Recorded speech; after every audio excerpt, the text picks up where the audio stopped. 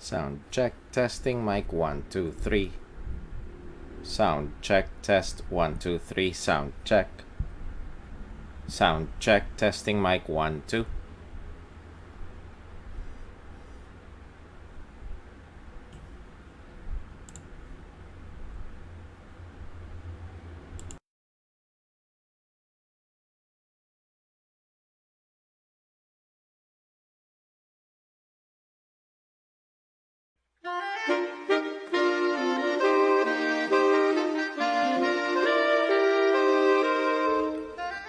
Magandang araw po sa bawat isa. Ito po muli ang inyong lingkod, Brother Paul Litose, pastor po dito sa Jesus Christ Baptist Church, Santa Maria, Bulacan. And welcome po sa ating Time in the Word. Ito po ay panahon na kung saan tayo nag-aaral ng salita ng Diyos sa patuloy na ikalalago ng mga mananampalataya, sa ikaliligtas ng mga kaluluwa, at lahat ng ito ay sa ikakaluwalhati ng pangalan ng ating Panginoon. Salamat po at kasama po namin kayo ngayon at nawa patuloy tayong matuto, lumalim sa pagkakilala, pagmamahal, paglilingkod at pananampalataya sa ating Panginoon at tagapagligtas.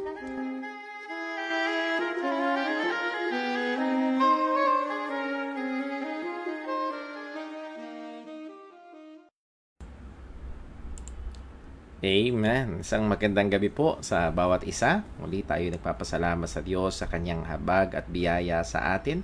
Tayo ay nakapagpapatuloy sa ating pagmiministeryo at kagaya ng mga madalas na ipapaalala sa atin sa mga pag-aaral din sa JCBC, ultimo ang bawat hininga natin kaya nagpapatuloy yan ay dahil sa awa at habag ng Panginoon. At isang kagalakan, muling makapaglingkod po sa bawat isa sa pamamagitan ng ating pag-aaral ng salita ng Panginoon. At siguro marami ho sa atin ay ramdam na ang lamig ng Desyembre, umiihip ang hangin, malamig ang hangin at nai-enjoy po natin yan. Liban na lang siguro doon sa mga may nararamdamang masasakit na sa buto dahil malamig ang simoy ng hangin. Well, tayo pa rin nagpapasalamat sa Diyos at nakikita natin patuloy ang mga katugunan sa ating mga panalangin, maging ang mga probisyon sa ating mga pangangailangan, and also tayo ho ay nagagalak na nakikita natin kung paano ang Diyos ay patuloy na kumikilo sa bawat individual na buhay ng mga mananampalataya at maging sa kanyang gawain po dito sa Jesus Christ Baptist Church. We praise God and we thank God sa lahat ng mga nakikibahagi sa gawain po dito and also sa mga nanalangin. Hindi lamang sa gawain kundi maging sa mga manggagawa. That's a very great blessing. And salamat ho sa Panginoon sapagkat hindi lamang ho dito sa atin sa Santa Maria, Bulacan, and also hindi lamang dito sa Pilipinas but even in other countries. Meron tayong ilang mga kapatiran na nakakasama natin sa atin ho mga pag-aaral at pinupuri natin ang Panginoon sa bagay po na yon. Ilan ho munang mga announcements and reminders para ho sa atin hong mga particularly mga kapatiran din sa JCBC. Mamaya pagkatapos po ng ating Time in the Word ay magkakaroon po tayo ng ating online prayer meeting. So please ay atin hong inihilingan ang bawat isa. Kailangan natin, hindi ang Diyos ang may kailangan ng ating mga panalangin. Tayo ang nangangailangan na manalangin sa atin hong Panginoon. And then pagkatapos po niyan ay sa Sunday meron ho tayong gawain 8:30 ng umaga ang ating Sunday School, 10 a.m. ang ating morning worship service, and extra special ito sapagkat we will be having our Lord's table, at so nawa ang mga mananampalataya, particularly mga kapatiran sa JCBC, we make it an effort to be here at church. Why? Because the Lord's Supper is God's command. Inutos to ng Panginoon sa atin na gawin. So ito'y pagkakataon upang sama-sama nating alalahanin at pagbulay-bulayan, ipagdiwang ang kadakilaan ng kaligtasan na ginawa ng Panginoon sa pamagitan ng ating Panginoong Hesukristo. So yun ho ang ating mga reminders. At patuloy natin ipag-pray ang ilang mga kapatiran natin na may mga karamdaman. Pag-pray din natin ang ilang mga kapatiran natin na may mga pangangailangan. And I would like to request nitong mga nakaraang araw. Nagugulat na lang ako, may mga nagbe-birthday pala sa ating mga kapatiran at sa mga mga pamilya ng ating mga kapatiran. Hindi ko alam ni Brother Paul, and gusto ko isang kagalakan sa akin na batiin sila dito sa church at sa ating mga gawain. So please, kung maaari man sa araw ng kaarawan or sa araw na bago man din yung araw ng kaarawan, ay konting paalala nyo lang sa akin magbe-birthday si ganito o si ganon. Yun ay malaking tulong sapagkat hindi ko naman maaalala lahat yun. So again, sa mga nagdiwang, alam ko si Jansel Ruth ng Cubol family ay nagdiwang ng kaarawan. So happy birthday kay si Ate Jansel Ruth. Okay, so yun ang ating ilan sa ating mga reminders and announcements. Tayo ay dadako ngayon sa atin pag-aaral at tayo ay tulungan nawa ng Panginoon at gabayan sa atin gagawin ngayong gabi. Let's pray. Panginoong Diyos, aming Ama sa langit, aming pinupuri at pinapasalamatan ka sa kabutihan mo, sa kadakilaan mo. Salamat, O Diyos, sa mahabang pasensya. Salamat, O Diyos, na alam namin na Ikaw na nagsimula ng mabuting gawa sa amin ay tatapusin mo ito hanggang sa araw ng aming Panginoong Hesukristo. Salamat, Panginoon. At Ama, amin pong hinihiling na patawarin mo rin kami sa aming mga pagkukulang, pagkakasala, maging sa pagkukulang ng aming pagmamahal sa iyo. Patawad po, O Diyos, sa aming kabagalan sa mga spiritual na bagay, sa aming pagkaligta sa mga means of grace na kung saan binigay mo sa amin, inutos mo sa amin upang kami ay patuloy pang lumago sa pananampalataya. O tulungan mo kami, Panginoon, na habang nabubuhay kami sa mundong ito ay tunay nga nakatingin kami sa itaas. Nakatingin kami sa mga bagay sa itaas at hindi lamang pinupuno ng mga bagay sa mundong ito ang aming mga puso at kaisipan. Paalala mo sa amin na isang araw ay iiwanan namin ang mga bagay na ito. Paalala mo sa amin na isang araw lahat ng mga bagay dito sa mundong ito ay pawang mapaparam, mapupugnaw. At nawa tulungan mo kami na tunay nga makapag-ipon ng mga kayamanan sa kalangitan. Help us, O God, na magkaroon ng mga mata nakatingin sa itaas at kinukonsidera ang mga eternal na katotohanan. Sa aming pag-aaral, O Diyos, tulungan mo kami. Again, Lord, hindi lamang ito maging dagdag na impormasyon, kundi patuloy na humubog sa aming pananampalataya at magtulak sa mas malalim at seryosong pamumuhay Kristiyano at pagpupuri sa iyo. At lahat ng ito, O Diyos, mauwi sa iyong pangalan lamang. Dalangin namin sa ngalan ng aming Panginoong Hesukristo. Amen. Okay, so tayo ay tumako sa ating pag-aaral ngayong gabi. And let me just set this up. Ayan. Okay, so Doctrine of Salvation. At nandun tayo pa rin sa Application of Salvation, which is conversion. Kung saan ang isang tao may experience niya ng tunay ang pagkaligtas. Mararanasan niya ito, and that is at the point of conversion. So mag-review muna tayo. Napag-aralan natin ang application ng salvation na simula sa regeneration, na kung saan ang Panginoon sa pamamagitan ng Banal na Espiritu ay ipinapanganak na muli ang isang taong patay sa kasalanan. At kagaya ng ating napag-aralan, ito'y gawa ng Banal na Espiritu, ito'y nagbibigay ng kaliwanagan sa kaisipan, ito'y nagbibigay ng kakayahang espiritual upang lumapit at manampalataya kay Kristo. Mayroong ilang mga maling paniniwala about pagiging born again. Ating pinag-aralan yung baptismal regeneration, na ito ay nangyayari kapag nabautismuhan. And then also, ito naman ay yung isa pa na talamak sa mga maraming evangelical churches, itong tinatawag na decisional regeneration, na ikinakabit ang muling kapanganakan sa desisyon ng tao. At yun nga, so nagiging naboborn again kapag siya ay nagdesisyon na manampalataya at tanggapin ang ating Panginoong Kristo. And we looked at John 1:12 and John 1:13. Nakikita natin na hindi yun lalapat sa salita ng Panginoon. Truth.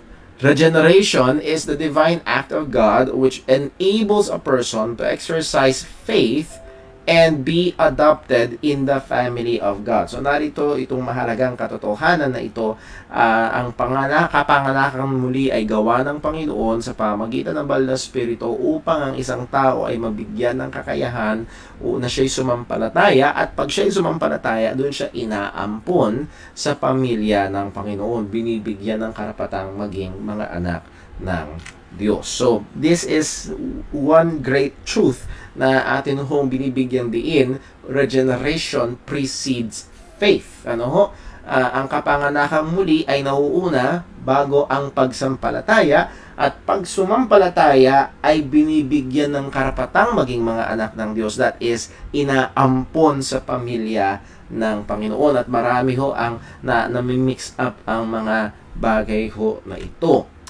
Nakita natin sa 1 John 5:1, whosoever believeth that Jesus is the Christ is born of God. So, nandito yung atin hong binibigyan diin na hindi ito causal but rather evidential. Yung pananampalataya kay Kristo Jesus, na si Jesus ang siyang Kristo, ay ebidensya na ang isang tao ay ipinanganak na muli.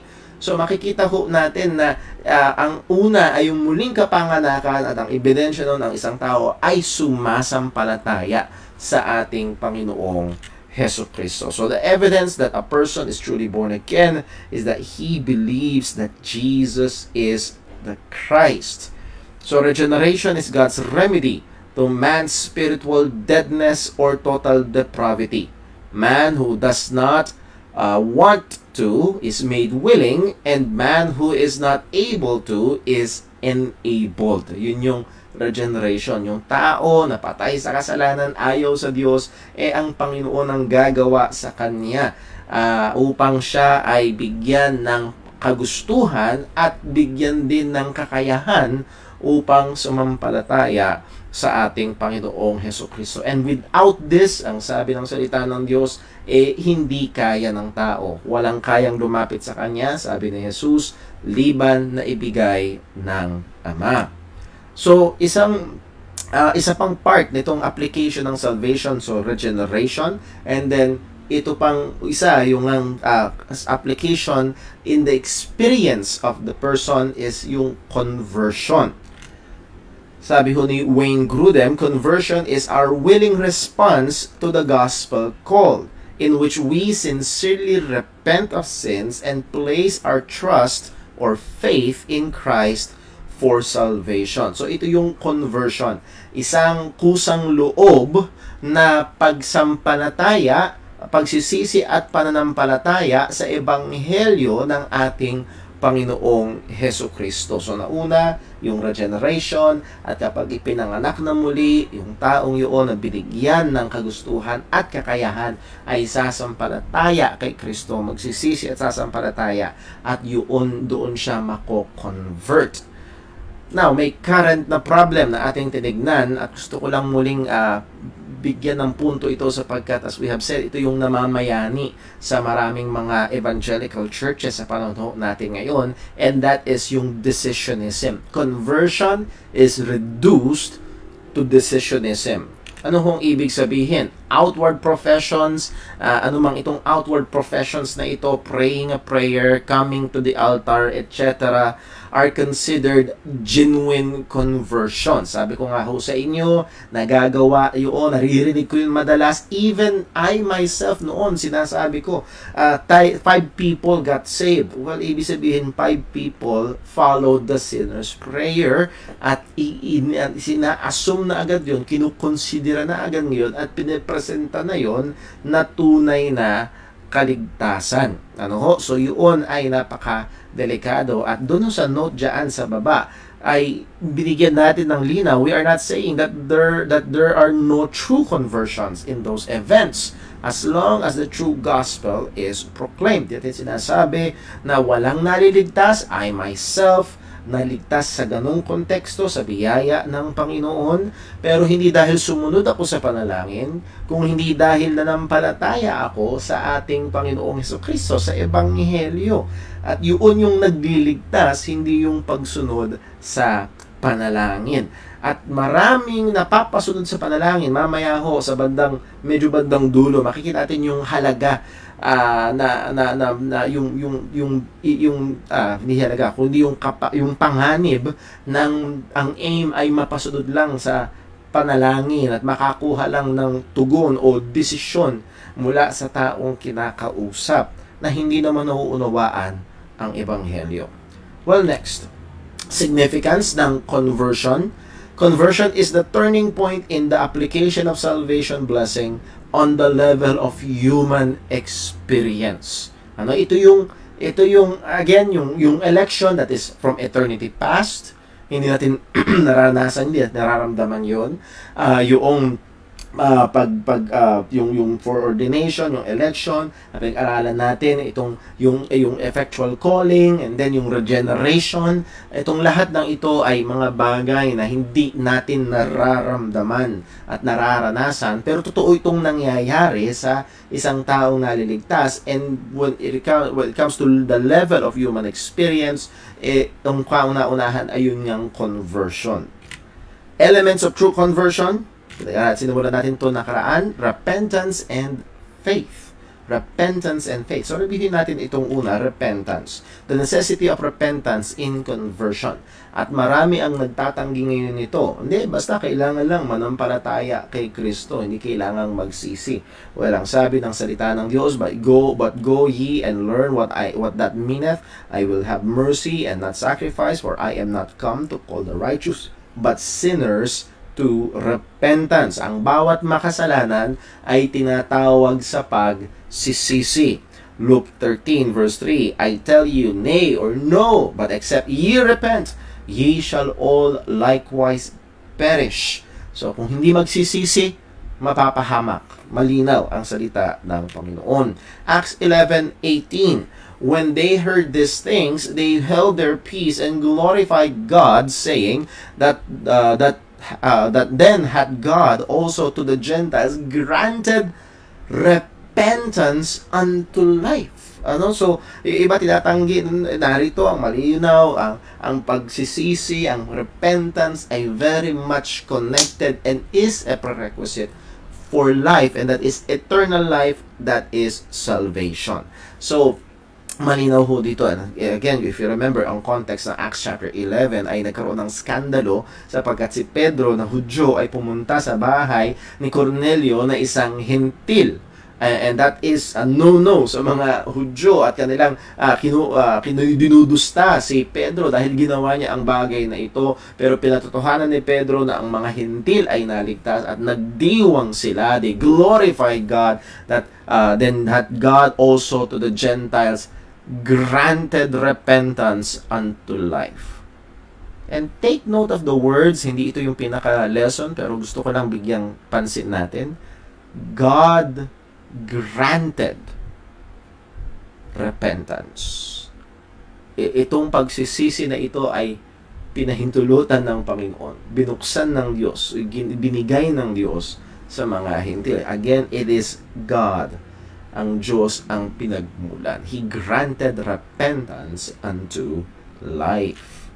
Sabi ni Sam Storms, ang kanyang definition ng true Christian repentance ay ito. It involves a heartfelt conviction of sin, a contrition over the offense to God, a turning away from the sinful way of life, and turning toward a God-honoring way of life. So, naandun yung conviction of sin. Andoon yung mabigat na damdamin tungkol sa kasalanan. And merong dalawang response. Kung naalala niyo ho, sa Acts chapter 7, nag-preach si Stephen, and they were pricked in their hearts, nasaktan sila, ano na yung kasalanan nila. Pero nung ginawa nila, they did not believe, they stoned the preacher. Sa Acts chapter 2 naman, mayroong mga tao na na-convict din sa kanilang ginawa na mga kasalanan at pagpapako sa tagapagligtas. Pero ito'y umuwi sa sa kanilang turning away from sin and believing Jesus Christ, turning towards God, at doon magsisimula yung makadiyos na pamumuhay. Important, it is vital to understand that mere sorrow, remorse, or even a feeling of guilt is not repentance in the biblical sense of the word, unless it is accompanied by genuine realization of offending God and sincere decision to forsake sin. Yes, ang mundo ay merong ideya ng pagsisisi, paghingi ng tawad. Sorry na po, ako'y nagsisisi na. At kung naalala nyo, tinignan natin last Wednesday, pagkakaiba ng attrition sa contrition. Yung attrition, malungkot, nagsisisi, bigat na bigat dahil siya ay nahuli at sa epekto nito sa kanya, yung ginawa ng kasalanan sa kanya. Yung contrition naman ay kakaiba. Is nandun yung bigat dahil nauunawaan niya na yung ginawang kasalanan ay kasalanan laban sa Panginoon, kasalanan na offense or pagre-rebelde laban sa Diyos. At yung binibigyan din dito. At maraming mga tao nalulungkot, maraming mga tao nagsisisi, pero yung mga nasa kulungan, yung iba doon ay maaari talaga nagsisisi sa ginawa nila. Na example ko nga ho, yung kanta na pamilyar sa atin, pangarap niya ay di naabot dahil sa bawal na gamot, labis niya ng pinagsisisihan. Nagsisisi. Pero hindi sa Panginoon, kung hindi dahil itong naging dulot sa kanyang buhay. So muli ay magkaiba yung biblical na pagsisisi, itong pagsisisi na may kinalaman sa kaligtasan. Pagsisisi na may kinalaman sa kaligtasan. 2 Corinthians 7:9, now I rejoice not that ye were made sorry, but that ye sorrowed to repentance. So, merong sorrow na nagtutulak para sa pagsisisi. For ye were made sorry after a godly manner. So, merong katangian itong kalungkutan na ito. It is a godly manner. At ang sabi pa nga that ye might receive damage by us in nothing, for godly sorrow worketh repentance. So hindi lang basta sorrow, hindi lang basta remorse. It is a godly sorrow, makadiyos na kalungkutan. Why? So makikita natin na itong kalungkutan na ito, it has God in the picture. Malungkot ka sa kasalanang nagawa, and it has God in the picture dahil alam mo at ina-acknowledge mo na na-offend mo ang Panginoon. So godly sorrow worketh repentance to salvation, not to be repented of, but the sorrow of the world worketh death. So meron dalawang klaseng sorrow. Merong godly sorrow, it worketh to repentance to salvation, yung sorrow of the world. Yung mga tao, yes, nagagawa silang mali, yes, nararamdaman nila, maaari yung consequences, nagagawa silang mali, maaaring labis nilang pinagsisisihan ang kanilang kamalian, pero it is not a godly sorrow to repentance. Well, nature of biblical repentance, ano ang itsura nito? Number one, mayroong conviction of sin. Acceptance of personal guilt in sin, accompanied by a true sense of sin, not only about the danger, but also the filthiness and offensiveness of his sin.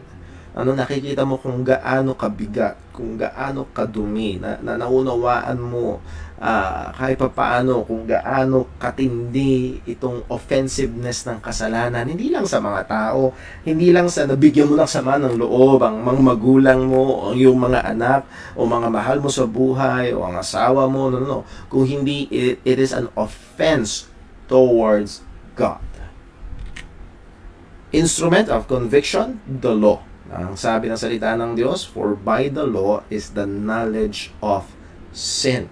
So, isang napakaganda. Halimbawa, sinusubukan mong ibahagi ang ebanghelyo at ang isang tao ay self-righteous at madalas natin nakaka-encounter ng mga tao ay mga self-righteous na tao. Isang magandang gawin ay ipakita sa kanila ang kautusan ng Panginoon.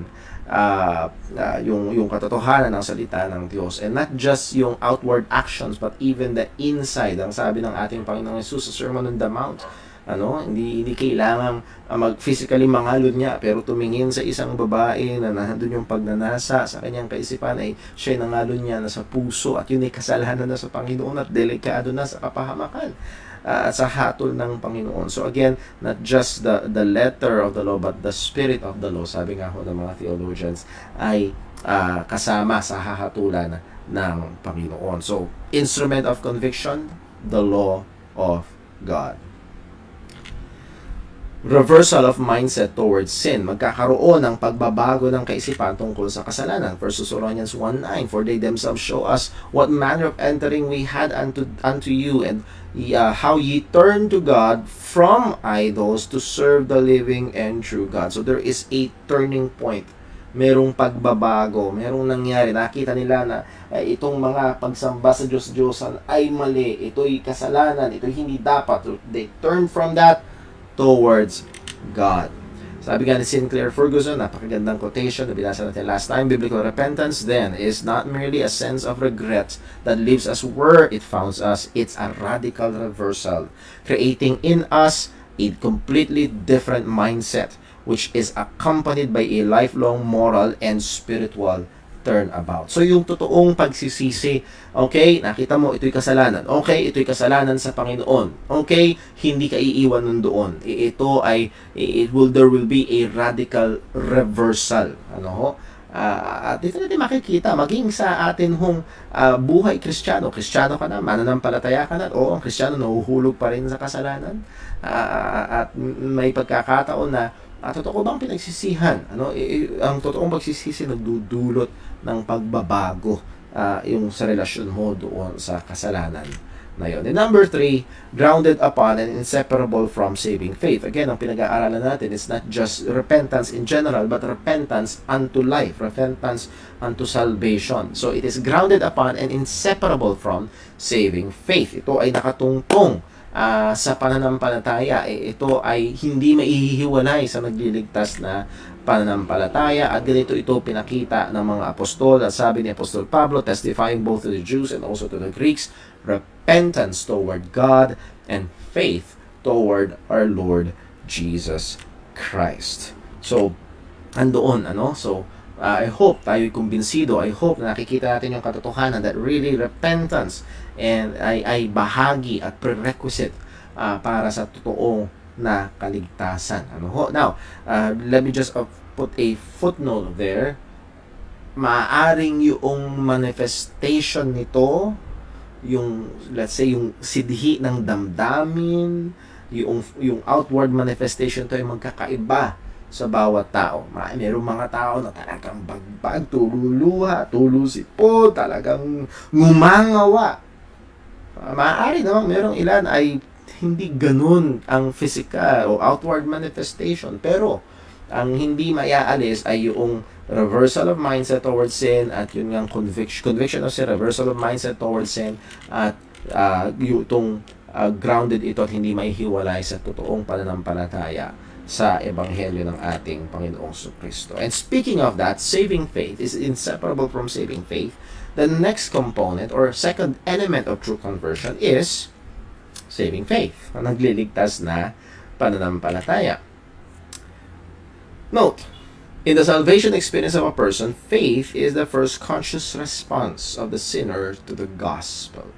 So yung repentance is a response for the law. For the law is the knowledge of sin, and makikita mo kung gaano ka makasalanan, and you repent. And then yung faith is the conscious response of the sinner to the gospel. Tutugon siya sa ebanghelyo na ipinakita, ipinaunawa, at naunawaan niya at tinatanggap niya, at siya ay sasampalataya at magtitiwala sa ebanghelyo. Well, let's look at the word faith sa Old Testament. Ito ay the word amen, kagaya na pag-aralan natin last time. It means to support, confirm, be faithful, to establish, or sa bandang baba, to trust, to be certain, or to believe in. So, pagsampalataya. Important, the means by which people in the Old Testament and the New Testament got saved is the same, by faith. Marami nagtuturo, and sad to say, marami mga evangelical churches, lalo na yung mga hyper sa dispensationalism, talagang tinahati nila, at sa sobrang hati nila, maging yung kaparaan ng kaligtasan ay magkakaiba. And I've spoken to some, I've heard some, even Baptists, na ang paraan ng kaligtasan sa lumang tipan na iba. Meron pa akong nakausap na si Jesus daw mismo nagtuturo ng faith by works, that is obedience to the law. So again, nakaka ano lang na si Jesus na sinabi niyang siya ang daan ay magtuturo ng ibang daan, hindi uubra. Si Jesus lang ang daan, in whatever testament it is. At tinignan natin ang ilang mga talata sa Romans at gusto ko lang ipresenta in a table form. Mapakikita natin dito na maliwanag ito. Si Abraham, kailan? Before the law, bago ibigay ang kautusan. Paano siya naligtas? By grace through faith. Now, sasabihin niyo, Brother Paul, bakit by grace yan? Kasi not of works. Romans chapter 4 malinaw na hindi sa pamagitan ng kanyang gawa, so it is hindi something na worthy siya, so therefore it is grace, by grace through faith. Romans 4 verse 3. David, who lived under the law, the time na nandun na ang kautusan, gumagana ang temple worship and temple sacrifices, again Romans 4 6 to 8, even as Abraham, he is saved by grace through faith. And then sa Romans 4 verse 24, even us, kahit na tayo mula sa panahon ng ating mula doon sa pagkapanahon ng muling pagkabuhay ng ating Panginoong Hesukristo, itutukoy doon at mga apostol hanggang sa panahon natin ngayon, bawat mga mananampalatayang Kristiyano, we are saved by grace through faith.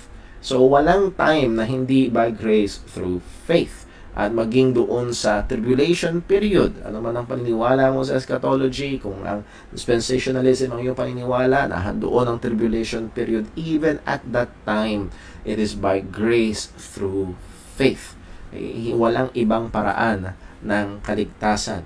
At pag binasa yung Book of Revelation, yung mga nasa langit, yung mga magtitiis hanggang wakas, they overcame by the blood of the Lamb. It's not by their own sariling lakas, no? It is by grace through faith. So, kahit anong panahon, walang panahon na hindi by grace through faith ang salvation. Sa New Testament, ang Greek word na ginamit is the verb pistuo, or the noun pistis. Ito ay yung madalas na ginagamit sa salitang faith. Now, merong iba't ibang paraan ng ginamit ito. Ginagamit din ang word na pistis or pistuo in a non-salvation related way. Hindi siya ginagamit, may mga paraan na ito hindi ginagamit na may kinalaman sa kaligtasan. Halimbawa, it pertains to intellectual assent to truth. Yung agree sa isang katotohanan. It doesn't mean na pananampalataya sa kaligtasan kung hindi na-agree ka lang, totoo yun. Halimbawa, sa James 2 verse 19, ang sabi, thou believest that there is one God, thou doest well. The devils also subscribe to this. They also believe this and tremble. Naniniwala sila na meron lang iisang Diyos, maging ang mga demonyo. So, that is intellectual assent. Pag-agree, pagtanggap sa isang katotohanan na ito'y totoo. Or, hindi lamang intellectual assent, isa pa, is a body of truth. Itong word na pistis, or yung noun na pistis, lalo na kung ito ay, it comes after a definite article, the. So, pag nagbabasa ho kayo, lalo na sa bagong tipan, mababasa nyo the faith, may definite article na the, and then faith, often, ang pinapatungkulan nito is body of truth, mga doktrina, mga katuruan. Halimbawa ho, sa Galatians 1:23, but they had heard only that he which persecuted us in time past now preacheth the faith which once he destroyed. So, yung pananampalataya na dating sinisikap sa sirain ni Saul, ni Pablo, ngayon, ito na yung kanyang ipinapangaral. So, it is a body of truth. Yung may pananampalataya na tinatanganan. Or sa Jude 1:3, beloved, when I gave all diligence to write unto you of the common salvation, it was needful for me to write unto you and exhort you that ye should earnestly contend for the faith which was once delivered unto the saints. Yung partikular na pananampalataya, lupon, grupo, body of truth ng pananampalatayang Kristiyano, ang sabi utos sa atin ay earnestly content, matyaga, masikap na ipakipaglaban, ipagtanggol ang katotohanan ng Panginoon. Well, major usage, ano? So letter A kanina, to sa terminology, sa letter A, ginagamit to a non-salvific way. So ngayon naman, ito ay ginagamit is a major use sa New Testament. Ito ay ginagamit na may kinalaman sa kaligtasan.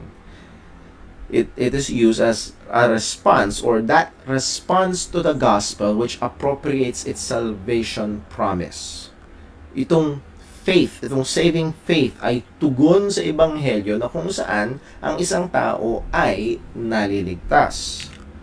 Sabi ni J.V. Fesco, saving faith is faith that not only knows and comprehends the facts about the gospel of Christ, but also trusts in the person and work of Jesus Christ alone for salvation. So, binigyan niya ng matinding distinction dito. Hindi lang basta alam, hindi lang basta nauunawaan yung mga katotohanan at maaaring detalye patungkol sa ebanghelyo ng kaligtasan, kundi siya ay nagtitiwala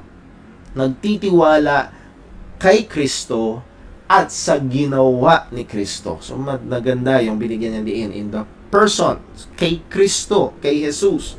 And then yung ginawa ni Kristo, the work of Jesus Christ, that is yung kanyang kamatayan, muling pagkabuhay, iyon lamang titiwala siya doon alone for salvation. So tingnan natin, components of saving faith. Ano ba yung bumubuo kung merong components or elements ng biblical repentance unto salvation? Ano itong components of saving faith or faith unto salvation? Number one is notitia or knowledge. Knowledge. Ano? Ibig sabihin kaalaman. Point. Faith has an intellectual content. Ano? Ang pananampalatayang Kristiyano ay hindi lundag sa dilim. Hindi to leap in the dark. Ang pananampalatayang Kristiyano ay hindi, basta nananampalataya ako. Saan? Basta. Hindi ganoon. Merong intellectual content, merong katotohanan. Ano? On this level, faith understands the meaning of gospel propositions. Ano ibig sabihin ng propositions? Statement or assertion that expresses a judgment or opinion. Ito yun yung ibig sabihin ng proposition. Naiintindihan niya, faith understands the meaning of gospel statement. Ano yung sinasabi ng gospel? Na si Jesus ay namatay, inilibing at muling nabuhay, para sa kaligtasan. Ito yung nauunawaan niya. Yun, yung word na knowledge. Notisya. So, kung hindi alam, paano sasampalatayanan? Hindi uubra. Sabi nga ho ni Apostol Pablo sa Romans chapter 10, how shall they believe on Him on whom they have not heard? How shall they hear without a preacher?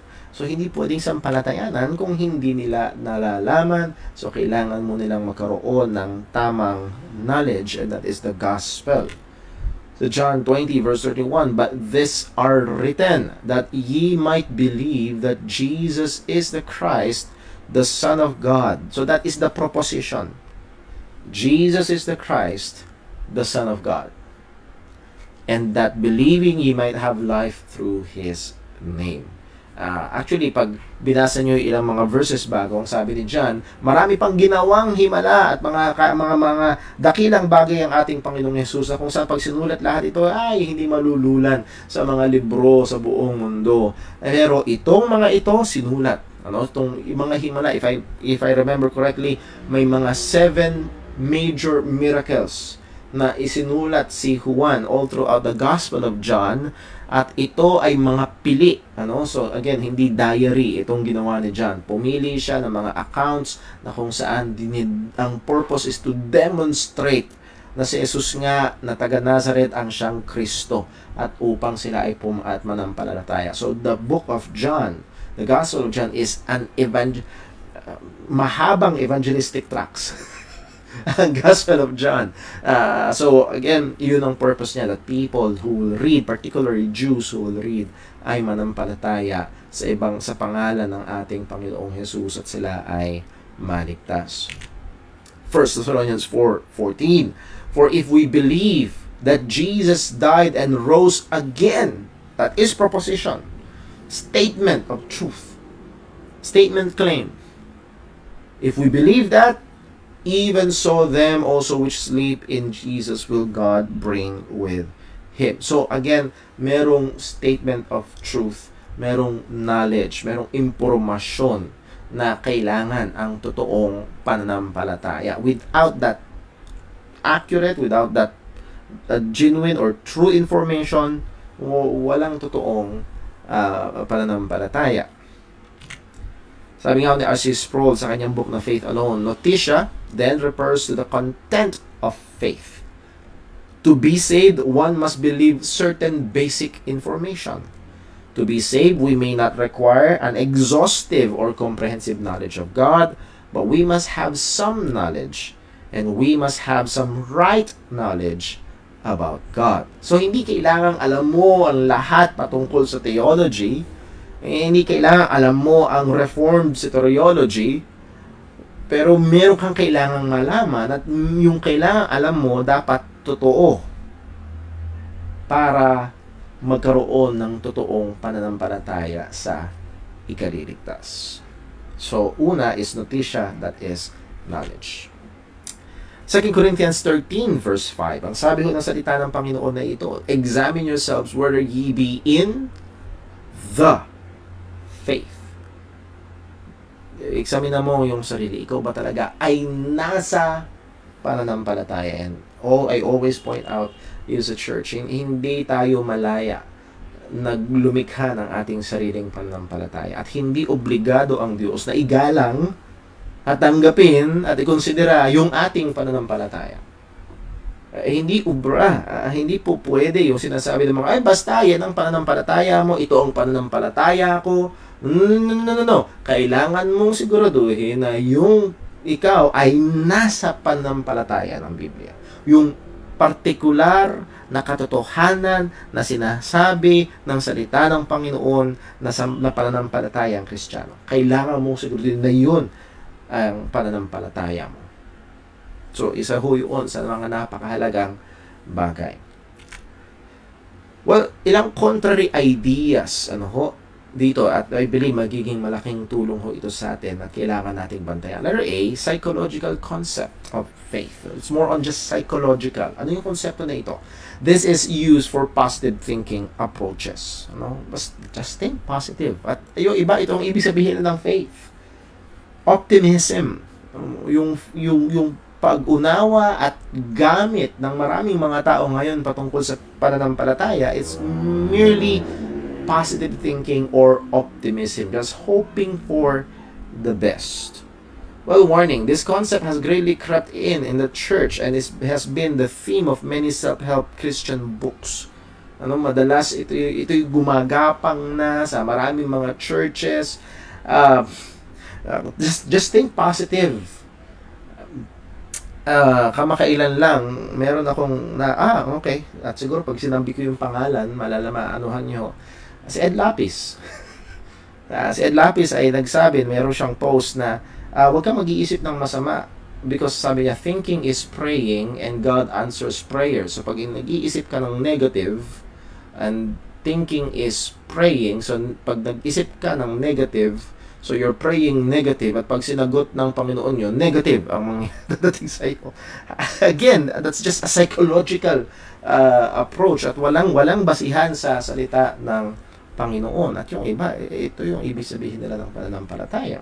Well, the point is this. The New Testament argument for faith is its certainty based on the reliability of God's Word. And if I may add, based on historical events. Ang New Testament argument ng pananampalataya ay hindi because of our positive thinking or feeling, but because yung reliability ng salita ng Diyos, itong sabi ng salita ng Diyos. So it is truth, katotohanan na impormasyon, na the fact, and not just only that, it is also a historical event, mga totoong pangyayari sa history. Na si Jesus ay namatay. Totoong siya'y namatay. Totoong siya'y muling nabuhay. Historically speaking, para sa ating mga kasalanan. Dito ang argumento at dito nakatungtong ang pananampalatayang Kristiyano sa mga konsepto o sa katotohanan na ito. Letter B, dito sa contrary ideas, relativist philosophy of faith. Ano ibig sabihin itong relativist philosophy of faith, Brother Paul? Well, it does not matter what you believe as long as you sincerely believe it. Relative. Ibig sabihin hindi relative na kamag-anak. Relative na para bang halimbawa, hotness or coldness, it's relative. Maaaring para sa isang tao, sabi ko nga kaninang pagsisimula natin, malamig ang simoy ng hangin. Maaaring merong isang tao, hindi, mainit. So it's a relative term, hotness or coldness. Now, what is the objective? Temperature. Pag naglabas ka ng temperature, pag sinabi niyan ay 30 degrees centigrade, well, whether you feel it or not, yun ay objective. Yung mga isa ay subjective, relative. Depende sa iyo. Now, ang sabi relative daw, well, kahit anong pananampalataya mo, basta sincero ka. Basta totoo ka sa pananampalataya mo. Again, this rebels against so binasa natin in 2 Corinthians 13 verse 5. Whether ye be in the faith. Ito naman, kahit anong pananampalataya mo, basta totoo kang sumasampalataya sa pananampalataya mo. That's it. Well, no, this is in effect faith in faith. Faith becomes its own object. At ang tawag ko dito is fideism.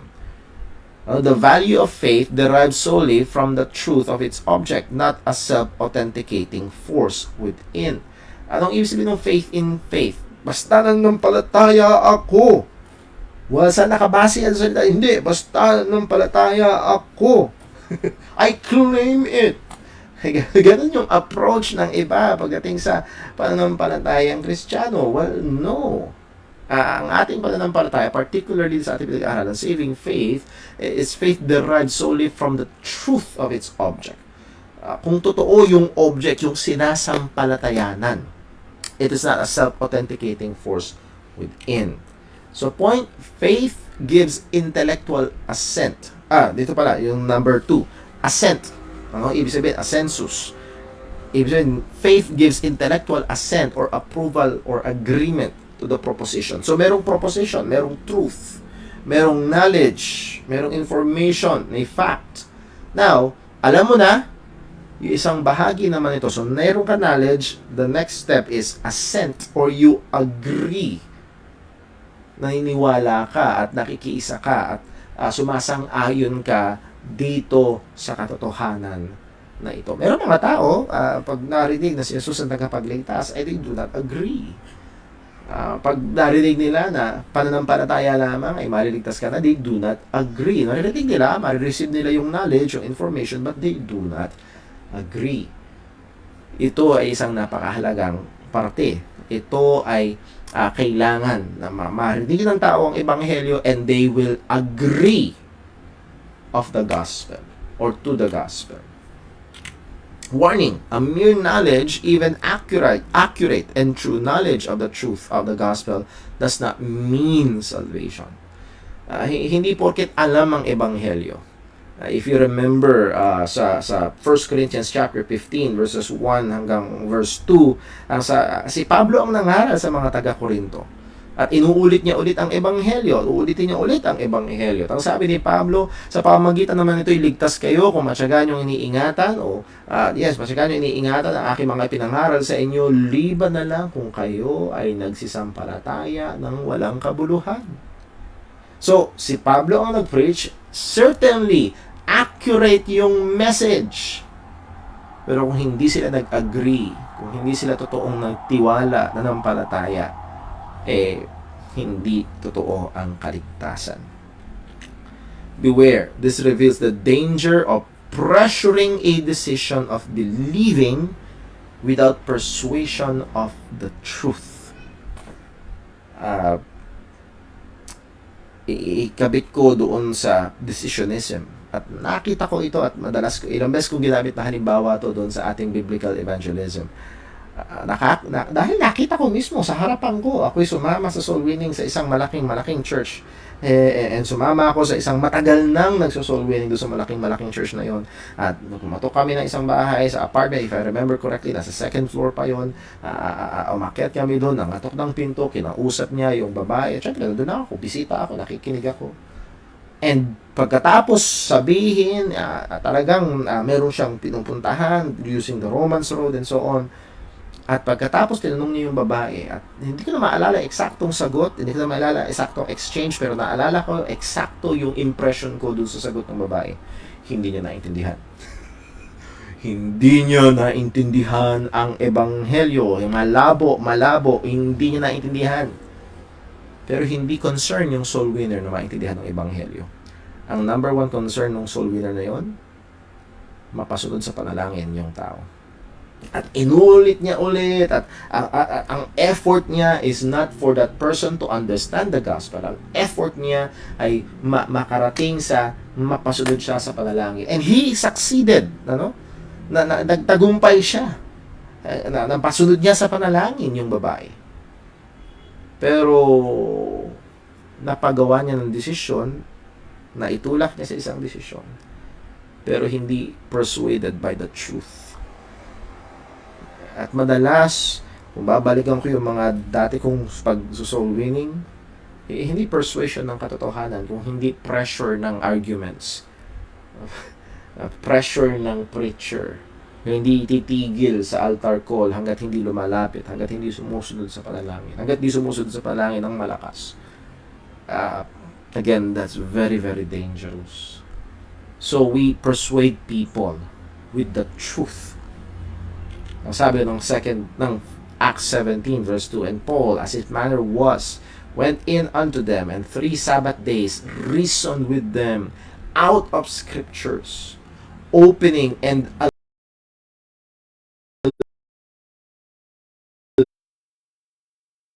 alleging, pinapaliwanag niya, pinapakita niya, pinapaunawa niya, nagbibigay siya ng ebidensya that Christ must needs have suffered and risen again from the dead. And that is the gospel. He's reasoning from scripture. He's providing evidence. He's explaining. At ang kanyang pinapaliwanag ay ang ebanghelyo. Gusto niyang maunawaan nila ang ebanghelyo. Hindi ito basta namatay si Jesus at muling nabuhay. Nandun yung pagpapaliwanag, nandun yung effort to make them understand. Sabi nga ako ni Bernal Espinosa, we evoke faith by intelligent persuasion, not by manipulative promotion. Intelligent persuasion. Hindi ibig sabihin na patalinuhan. No. Ibig sabihin na kung pinapaunawa mo. Paano mo ipapaunawa sa 10 years old? Paano mo ipapaunawa sa 80 years old? Paano mo ipapaunawa sa hindi nakapag-aral? Paano mo ipapaunawa sa mataas na pag-aralan? Ang kailangan ay maunawaan nila.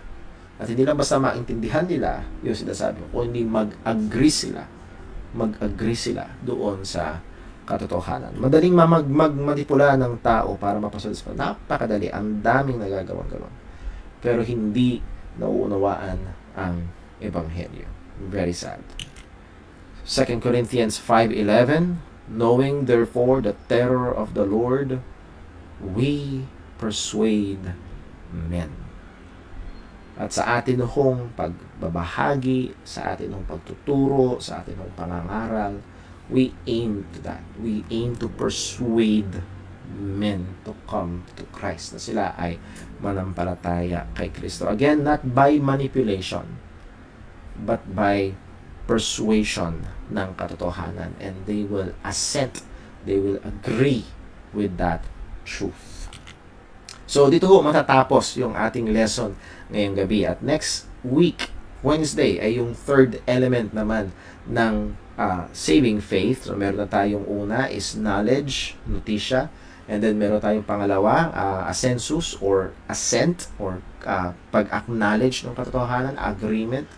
And then, lastly, ay atin hong titingnan naman yung trust, yung pagtitiwala doon sa katotohanan. At merong mga tao doon pumapalya. Alam nila, and they agree, but they do not trust. Hindi yung totoong pananampalataya. So, nariyan ho yung mga schedule ng ating mga services at kung meron tayong pagkakataon, nawa tayo magkasama-sama o sa ating pang mga gawain. At tignan ko lang ho, baka meron ho may mga tanong sa atin hong social media or sa ating comment section. Baka meron din nag-text ho sa akin. At ayan, sorry, medyo naghang ho yung ating computer. Okay, wala naman tanong sa ating comment section. Sa personal message, wala rin naman ho. Sa text message.